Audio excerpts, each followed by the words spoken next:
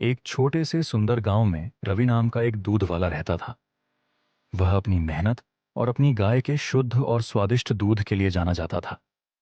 उसकी गाय पूरे गांव में सबसे ज्यादा दूध देती थी और गांव वाले उसके दूध के स्वाद की तारीफ करते नहीं थकते थे। एक दिन रवि को यह एहसास हुआ कि गांव वालों को उसकी गाय का दूध बहुत पसंद आ रहा है। इस बात से उसे बहुत खुशी हुई, लेकिन उसके लालची दिमाग में एक उपाय आया। उसने सोचा, अगर मैं दूध में पानी मिला दूं तो मैं अपना मुनाफा बढ़ा सकता हूं और किसी को पता भी नहीं चलेगा। उस दिन के बाद से रवि गांव वालों को दूध पहुंचाने से पहले उसमें पानी मिला देता था। उसे लगने लगा था कि वह बहुत चालाक हो गया है और उसके इस काम के बारे में किसी को नहीं पता चलेगा।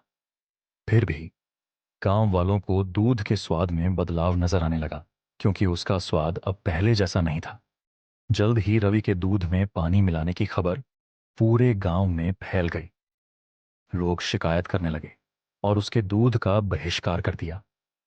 लोगों को बहुत गुस्सा आया, क्योंकि उन्हें लगा कि जिस पर उन्होंने भरोसा किया उसी ने उनके साथ धोखा किया।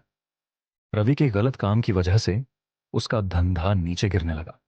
उसे अपनी गलती का एहसास हुआ, लेकिन तब तक बहुत देर हो चुकी थी। गांव वालों की नजर में उसकी जो इज्जत थी वह खत्म हो चुकी थी। अब गांव वाले उस पर भरोसा नहीं कर सकते थे और उसका दूध लेने से मना करने लगे। अपने के पर शर्मिंदा होकर रवि ने फैसला किया कि वह अपने काम करने के तरीके बदलेगा। उसने कसम खा ली कि वह एक ईमानदार व्यापारी बनेगा और गांव वालों का भरोसा वापस जीतेगा।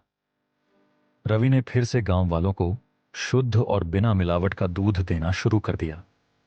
धीरे धीरे गांव वालों को रवि के काम करने के तरीके में बदलाव नजर आने लगा और उन्होंने उसकी तारीफ करनी शुरू कर दी।